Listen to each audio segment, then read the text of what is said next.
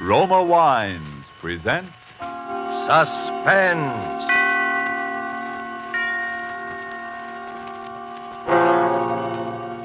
Roma Wines, made in California for enjoyment throughout the world. Salud. Your health, senor. Roma Wines toast the world. The wine for your table is Roma Wine, made in California for enjoyment throughout the world. This is the man in black, here for the Roma Wine Company of Fresno, California, to introduce this weekly half hour of Suspense. Tonight in Hollywood, Roma brings you the young American actor whose sensational rise to stardom has been unparalleled in recent seasons, Mr. Alan Ladd. The suspense play which stars Alan Ladd and which is produced and directed by William Spear is called The One-Way Ride to Nowhere. So with this play, and with the performance of Mr. Ladd as an adventurous young man named Tom Dwyer, Roma Wines again hope to keep you in suspense.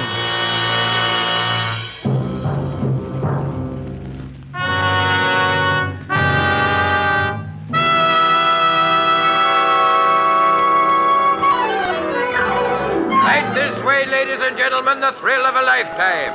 It's safe and sensational, and the price is only a dime. A dime, 10 cents for the fastest and the fanciest ride in Ocean City. It's not a roller coaster, ladies and gentlemen. It's an experience. We give you the breathtaking dip over Moonlight Bay. We give you the Tunnel of Love. And it's the longest and highest and the very finest scenic railway in the world. How many good-looking? 2 tickets. 2 it is. Now, listen, Tom, is this really necessary? What's the matter with you? Come on, you scared? Well, I just don't like these things, that's all. I never have. Don't be silly. It's no worse than riding to a stick-up in a prowl car. Yeah? Well, I never liked that either. Go on, get in. Oh, no, not in the last seat. That is definitely out. Okay. So we'll ride in the last seat the next time when you're over your stage fright. You'll ride in the last seat the next time. For me, this is strictly a one-shot proposition, and don't expect anything different. Your safety belt, Mac. Everybody got their safety belt buckled? Okay, folks, you're on. So here we go.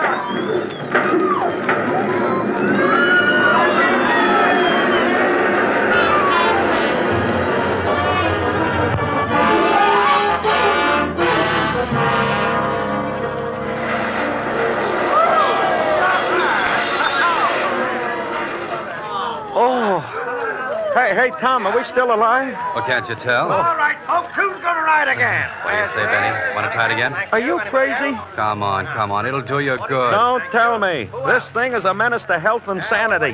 What did I tell you? Look, there's a guy passed out back there. Come on, Yeah? snap out of it. Hey, come on, get up, mister. Hey, somebody give me a hand with this guy. Here. Come here, I'll help you. All right, you get his legs. I'll take his head. Oh, I don't know why guys ride this thing if they're going to pull a fade out. Uh-oh. This guy didn't pull any fade out.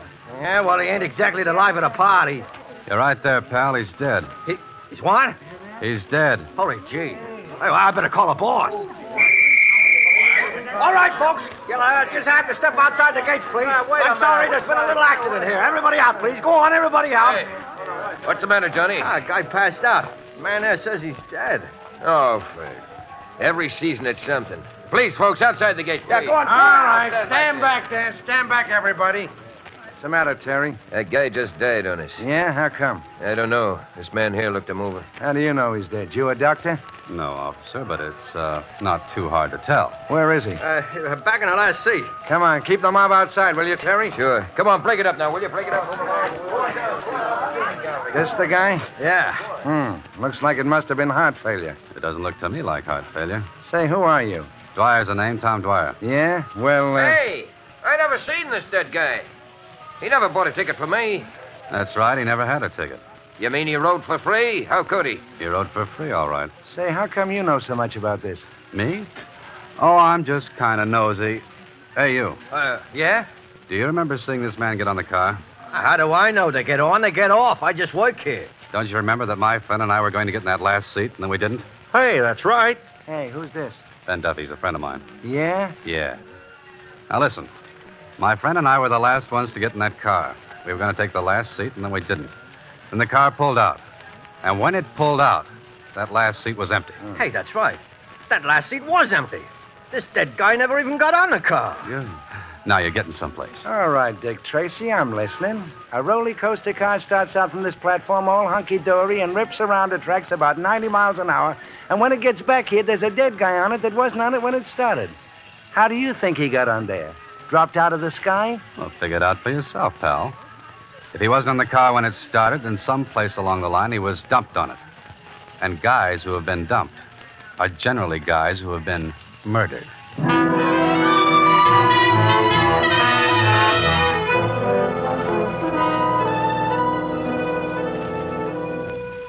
Murder is a rude and terrible customer, always.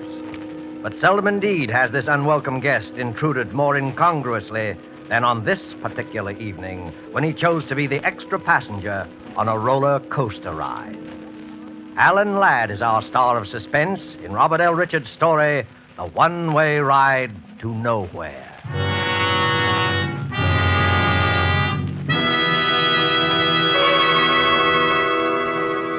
You have heard the prologue for tonight's tale of Suspense.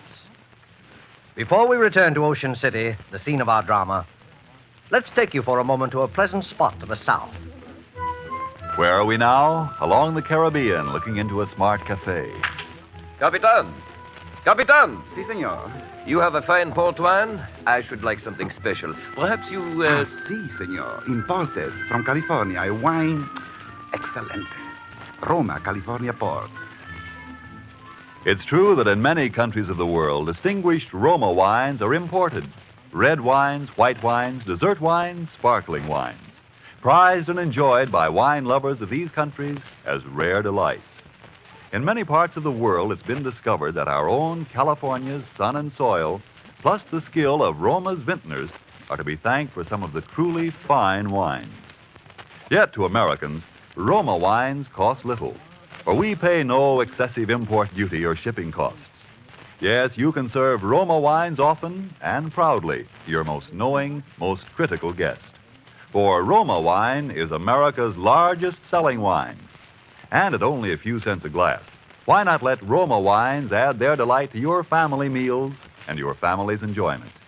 Buy wine tomorrow and specify Roma, R-O-M-A, made in California for enjoyment throughout the world.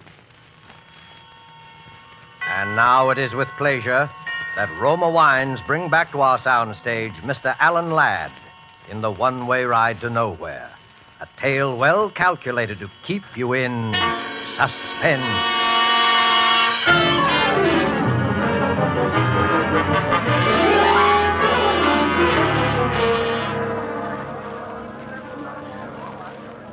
Hey, Tom, where you been? We're all supposed to be waiting in here for the chief of police. Been making a phone call, that's all. Anybody I know? Jefferson Hotel. Do you know him? Huh? Hey, what's this all about? Oh, about $400,000 and a lot of people's lives. Uh-oh. Here comes the chief now.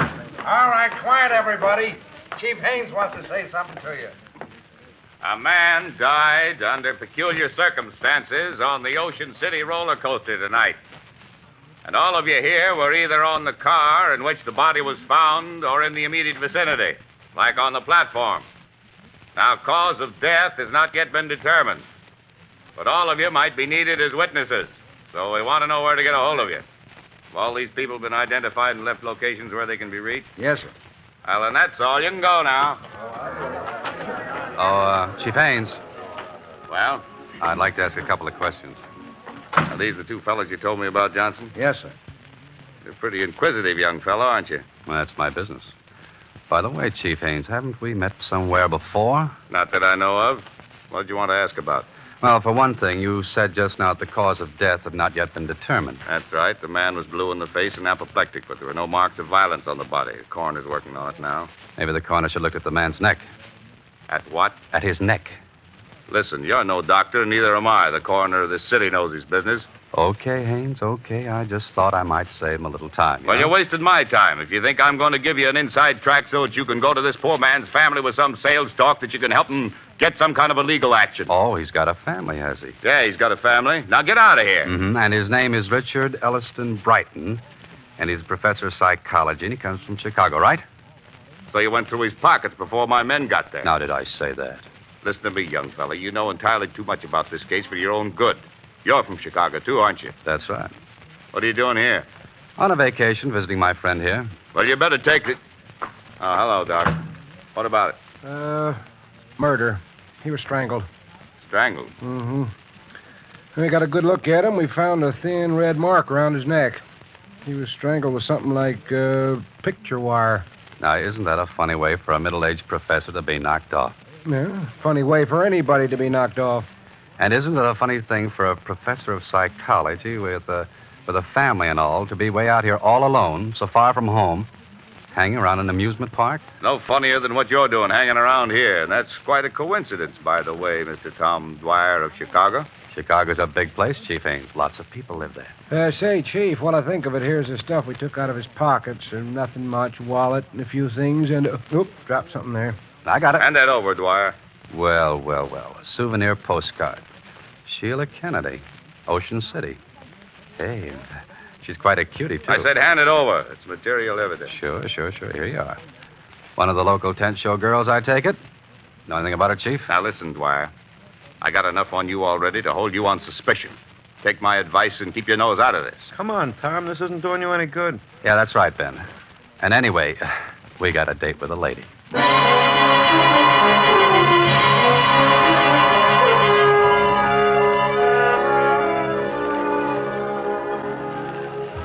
They're lovely, they're luscious, they're delightful, and they're daring. The most gorgeous girls. Hey, Bud, can we go in now? Yeah, what did she say? What's that? I said, can we go in now? Oh, yeah. Okay, fellas, down there, the second door. I told her about you, and she says it's okay. Thanks. Make it snappy. She goes out in a couple of minutes. They're lovely, they're luscious. Room of her own. Sheila must be all right. Hey, I thought you said this was business. It is. Wait out here, will you, Ben? Oh, so when it's dames, I wait outside. I said this was business. Who is... I don't know you. Well, maybe we've both been missing something. How did you know I came from Chicago? You'd never have got in if you hadn't pulled that. It was a good guess, wasn't it? Well, I don't know you, and I don't want to know you, so beat it. Now, look, Sheila. I didn't come here to cause you any trouble. My name's Tom Dwyer, and Are you going to leave, or do I call the bouncer? Sheila, a man was murdered in the amusement park tonight. Murdered? Well, hadn't you heard? Everybody has, but I didn't know it was... He was from Chicago, too. And, Sheila, he had your picture in his pocket. My picture? That's right. So what? There must be 50,000 old goats from one end of this country to the other with my picture in their pockets. They sell them at the show. How do you know how old he was? I don't. I was only... Professor Brighton didn't come around in the last 2 or 3 days to talk to you about anything, did he, Sheila? No. I don't even know what you're talking about. You got no right to question me. You know what I think, Sheila? I don't know, and I don't care. I think you're in a tough spot, and you'd like to be out of it. Only you don't know quite how. Well, what if I am? Well, maybe I can help you. Nobody can help me. This is murder, Sheila. That's not so good. What's your angle in all this? I wouldn't kid you. I'm a private detective. I make my living in things like this. Aside from that, and as a general rule, I just don't like murder. Listen, mister, what'd you say your name was? Dwyer. Tom to you. All right. I don't know why, but you seem like a nice guy. I am. Wait till you know me better. Might have been nice at that, but keep out of this. It's for your own good. You'll get nothing but grief. What kind of grief? The worst kind there is. You saw what happened to the professor. Poor guy. Get out of the amusement park. Get out of Ocean City and stay out. Thanks, Sheila. Maybe you're right. I know I'm right. But I'm in kind of deep already. Is there anything particular I should look out for? Come on, Sheila, you're on. Okay. Listen, Tom, just remember, that roller coaster isn't the only one-way ride to nowhere around here.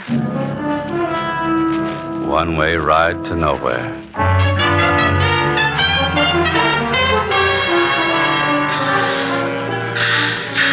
Hey, you're 10 for 25, dear. Now, who's next? 10 for 25. Yeah, what did she mean by that? It was a tip-off, Ben. Maybe. They're red hot, they're all hot. Get the red hot. Yeah. One-way ride to nowhere, huh? That's what the professor got all right for free, but how? He was dumped on. I still say how. Well, that little problem doesn't bother me, but... The one and only, the bulletproof Hey, listen. automobile Huh? that took 3 men on a Did you hear that? one-way ride Yeah. to nowhere. Step One-way right in, ride ladies to and gentlemen. nowhere. Our Come on. show is about to begin. Hey, I think it's around there to the right. Yeah. Bulletproof automobile. Huh? Where? That tent show next to the roller coaster. Take it easy now. Okay, but Then you worry me sometimes. Did you know this thing was here? Well, it wasn't here last week. How am I supposed to know what you want? If you tell a guy something once in a while, it wouldn't... Suppose you never heard of Wires McGuire either. No? Skip it. The guy's going into his routine again. Ladies and gentlemen, step right up. Inside you will see the actual bulletproof automobile in which the famous Jarvis gang sped from the scene of the $400,000 Springfield mail robbery, the most daring holdup in modern times. Now, this is the very limousine in which they were pursued for 50 miles. 3 of them died. The 4th became a raving maniac on that last fatal one-way ride to nowhere. Step right in, ladies and gentlemen, and then Joe is about Benny. to begin. Benny, now I know I'm right. Is this what you came down here for? Not exactly, but there's been some funny talk lately about this mail robbery job in some funny place. I still don't get it. There were 4 guys in on that. 3 of them dead and the others in the bug house. That kind of closes the books, don't it? I'll give you a little tip, Benny. They never found the money. Huh? And the insurance company's got a standing offer of a 10% reward. $40,000. Step right over, gents. The original bulletproof automobile. Okay, maybe we'll at that. How much? 2 bits apiece. Yeah. Step right inside, gentlemen. Now the car that you see before you, You is the don't have much business, do you? Hey, what are you, a couple of public accountants? No offense. It just seems too bad. It's a swell exhibit. You're telling me. These hicks down here, they don't appreciate nothing. It must be pretty hard judging what the public will go for. Yeah. I thought this murder automobile would be a sensation, something modern, you know. And my brother found a junkyard in Indiana. Cops must have sold it at auction or something. Look, would you really like to get rid of this heap? Like to? Don't worry, I already have. Yeah? Listen, brother, the minute I found out that I had a turkey, I went out and found me a sucker, but quick. Well, how did you find him? Well, I didn't exactly find him. He come by, you see. He's making some sort of a collection for some cops museum. Capone's bulletproof car, Dillinger's artillery. You know, I got my price, though. Oh. Oh, no, isn't that too bad, Benny? Oh, yeah, sure it is. What's too bad about it? Well, to tell you the truth, we're making sort of a collection ourselves for a big New York exhibitor. And Sure.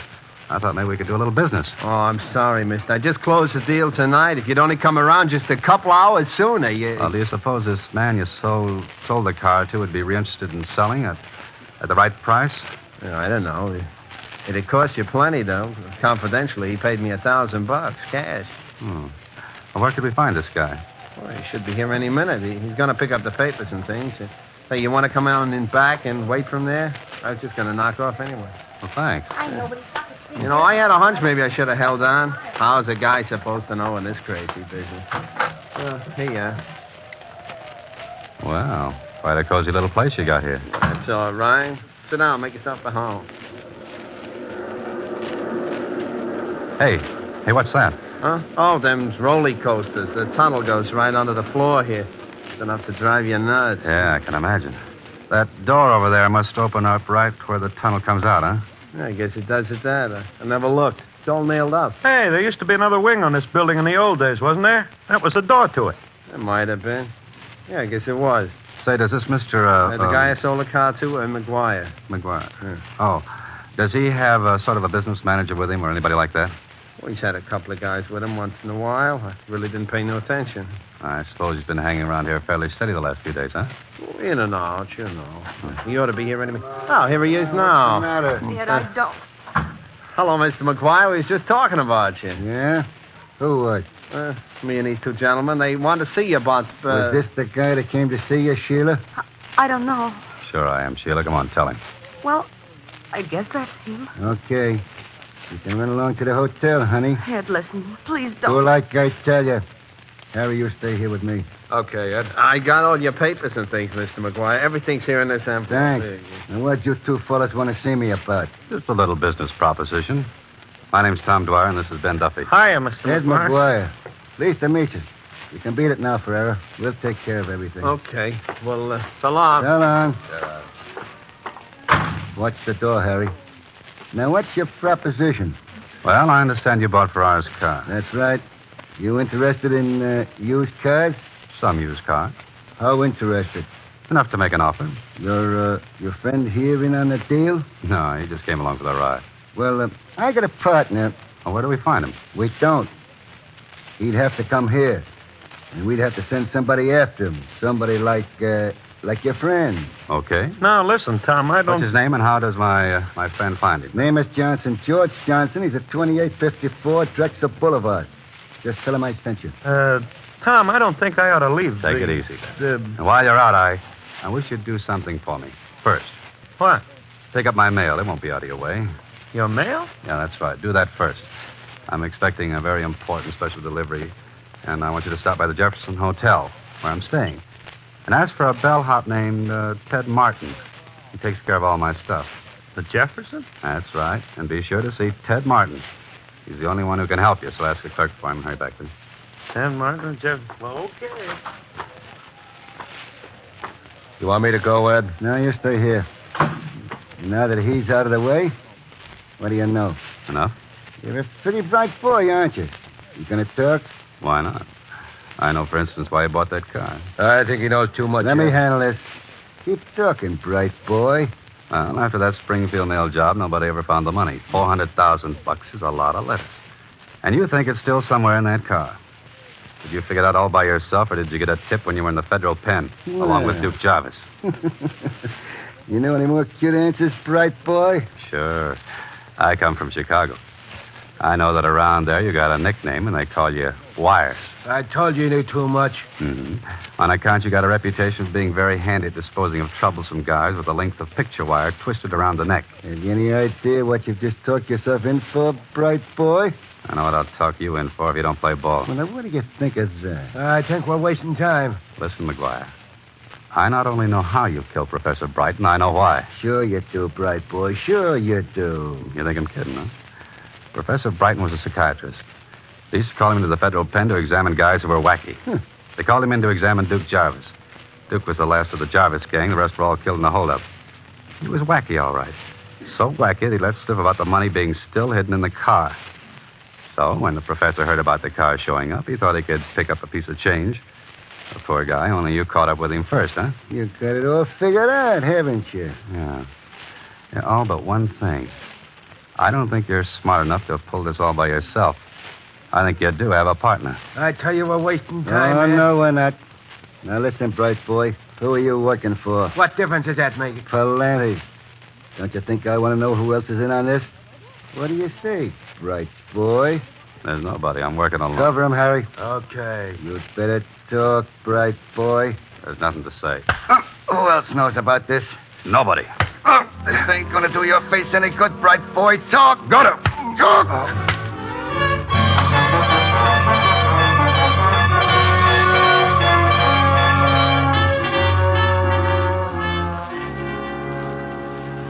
Watch him, Harry.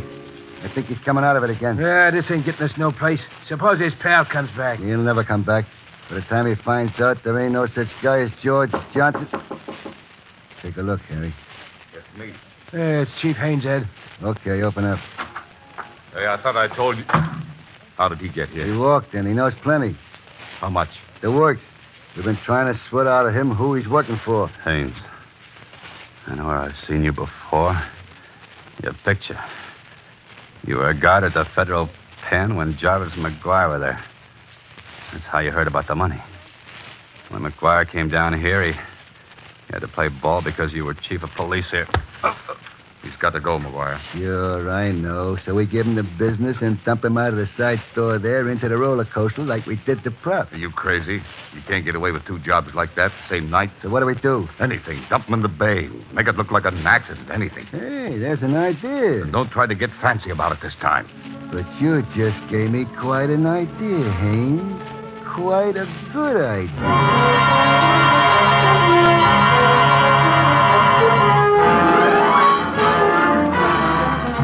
The fastest and the fanciest roller coaster ride in Oakland. Keep that hat down over his face and hold him up straight. Yeah, I got him. What seat do we want? What's the difference? Car's almost empty anyway. Get him in. Take the middle one. All right. Buckle your safety belts. Keep that belt loose. Okay, everybody, you're off. Here we go.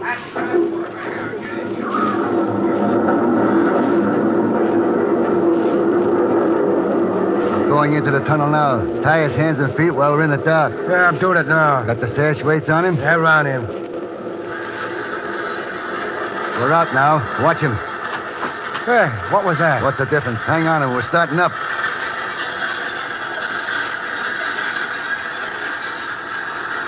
We're coming to the top.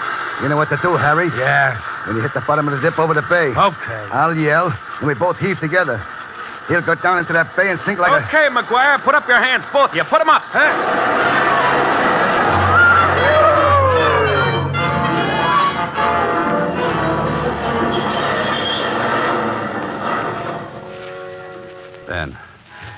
Then you made it. Tommy, you okay? Yeah, sure. What do you think you're doing here? The federal pinch, McGuire. I'm Ted Martin, Department of Justice. Staying at the Jefferson Hotel. Get it, McGuire? Hey, Tom, you ought to get to a dock. No, I gotta get down to the police. Hey, Ted. Ted, listen, never mind about these guys. Get Haynes, chief of police. I got a couple of men down there already, Tom. When you phoned, I figured you might get mixed up with him. We've had our eye on the chief for quite a while. Well, I'll see you later.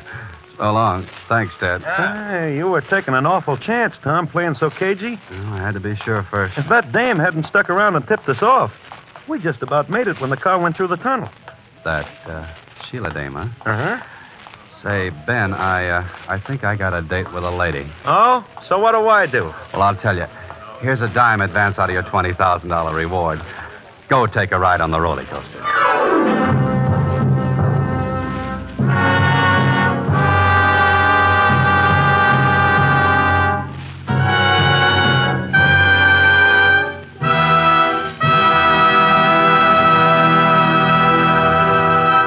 And so closes The One-Way Ride to Nowhere, starring Alan Ladd. Tonight's tale of Suspense. In just a moment, we'll hear again from Mr. Ladd.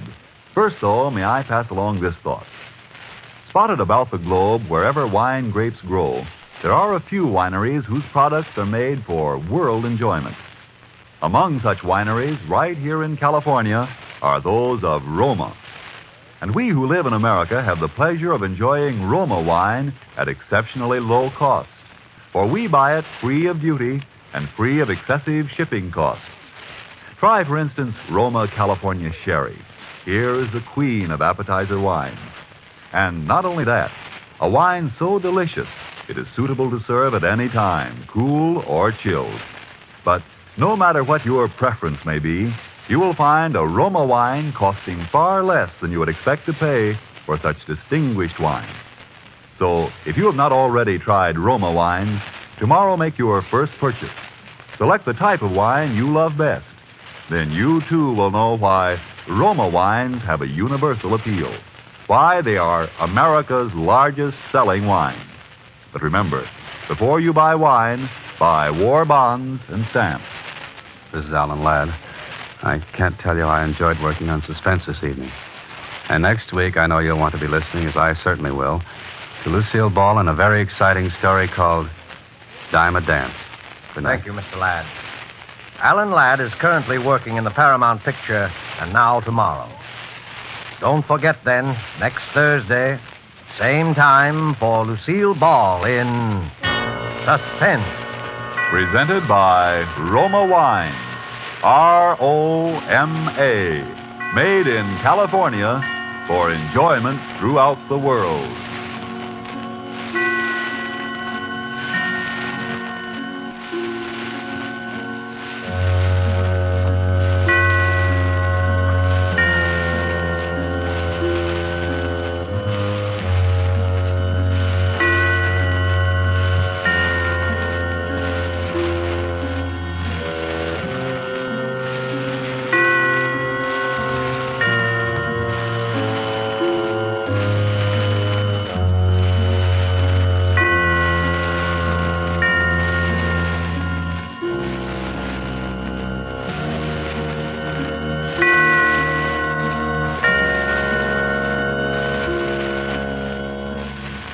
This is the Columbia Broadcasting